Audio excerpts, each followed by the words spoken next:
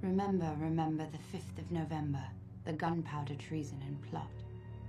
I know of no reason why the gunpowder treason should ever be forgot. So, hi, this is a film analysis about V for Vendetta and some of the arguments why I think that it is connected to collective pain, discrimination, resilience, and memory. The multiplying villainies of nature do swarm upon him. What the hell? Bugger off! Disdaining fortune with his burnished steel, which smoked with bloody execution. We're fingermen, pal.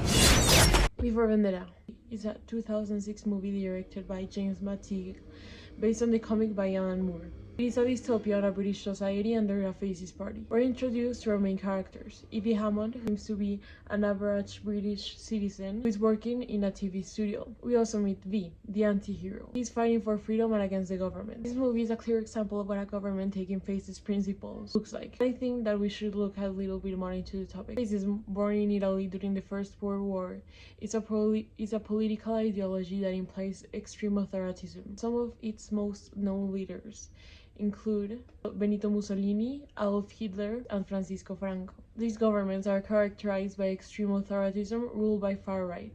Some of the principles that it implies include centralized authority, sexism, militarism, rule of the elites, nationalism, controlled mass media, religion and government together, suppressed human rights, and an obsession with national security. All of the above can be found in the government that V fights against, in which they punish people for their skin color and sexual orientation.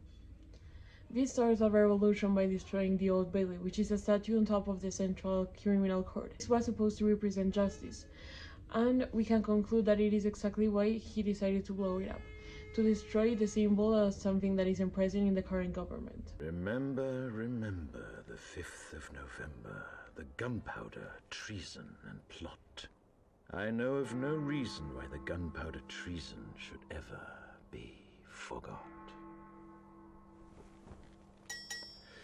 First, the overture. Yes, the strings. Listen carefully, can you hear it?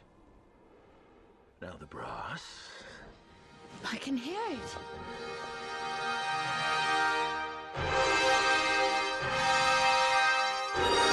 What's that, Bunny? We're playing music.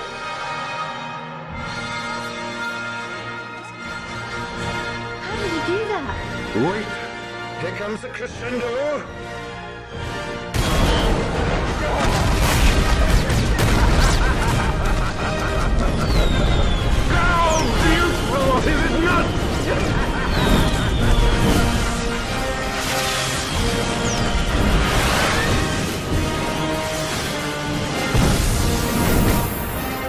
This is the first meaningful interaction between V and Evie. Although V clearly does this to state his unconformity with the government, they manipulate the information and say that they blew it up intentionally for safety reasons, that it was an old building. As telling the truth about what really happened would mean for the government loss of control, and they don't want people to believe that it is getting out of their hands. It is a very clear example of what an extremist government that controls and manipulates information in their own favor might look like, which is very common in this kind of government, mainly because it is an efficient tool to control people with the media. Another example later on in the movie is when V kills Louis Prothero, a TV host who seems to be a very important figure. Dignified death in his sleep. Later, they report his death on a TV as a heart stroke, to not cause fear and chaos. I like this scene specifically because it accomplished to make the public feel really disgusted and an empathy for this character. We see him on his bathroom about to take a shower, which is covered in mirrors. What is it? A man does not wear a mask. What is a it? man does not threaten innocent civilians. What every gutless, freedom-hating terrorist is, a goddamn coward. Listen to me, you bleeding sod. England prevails because I say it does, and so does every lazy cunt on this show, and that includes you. Find another DOP or find yourself another job. A first clue of this character's priorities. Once he steps into the shower, there is a TV with a video of himself. I'll tell you what I wish. I wish I'd been there. I wish I'd had the chance for a face-to-face. Just one chance, that's all I need.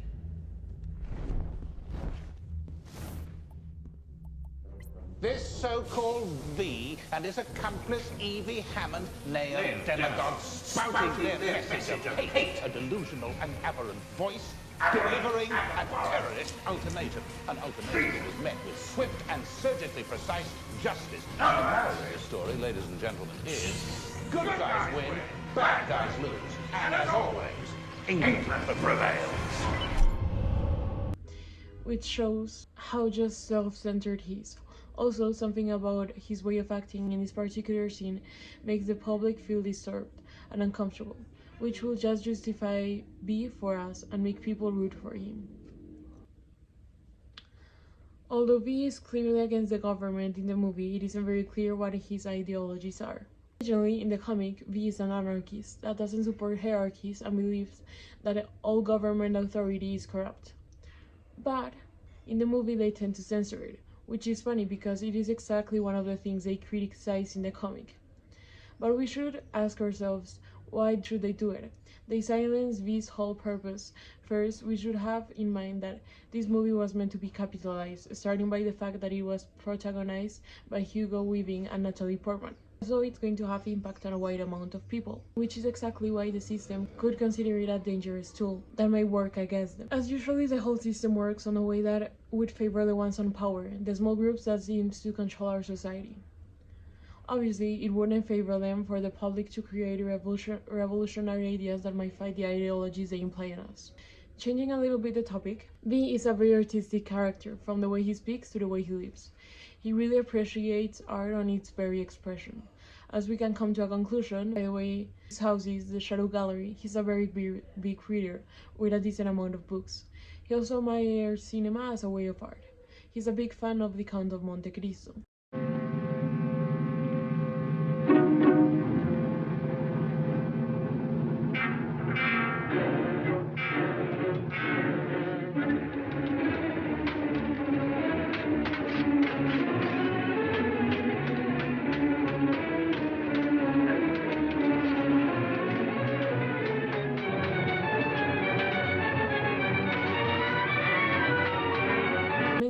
Way of speaking, he reveals us about his affection of art.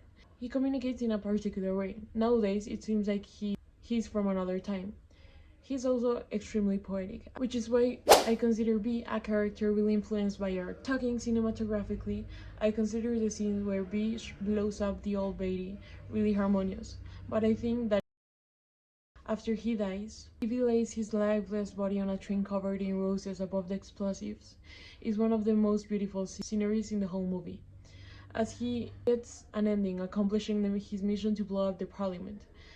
With the complement of music, camera management, and image in this video, also make up a beautiful scene.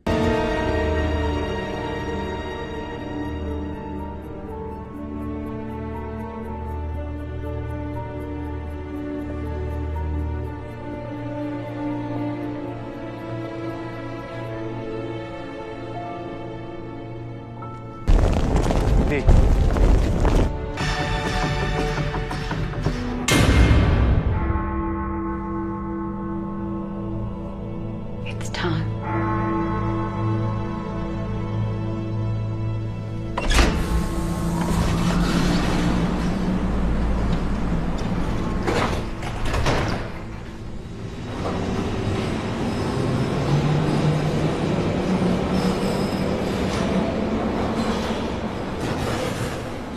Tell me, do you like music, Mr. Finch?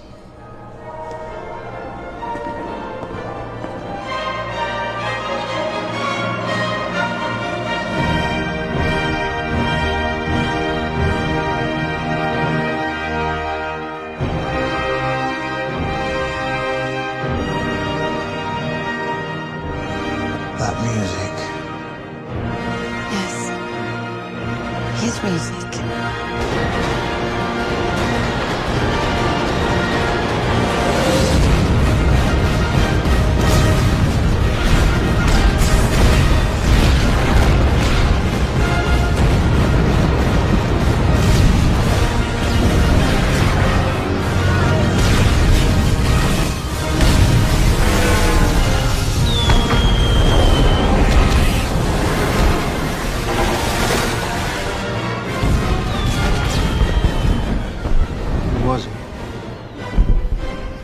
Who's Edmund Dantes?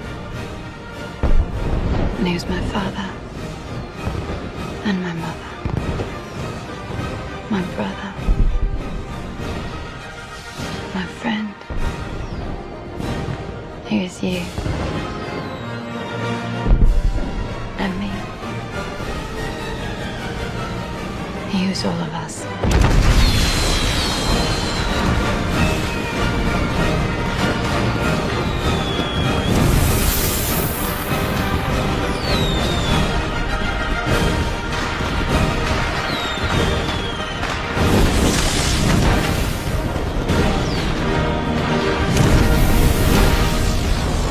I think that Before Vendetta addresses themes like collective pain, discrimination, resilience, memory, which I consider should be talked about more often in our society.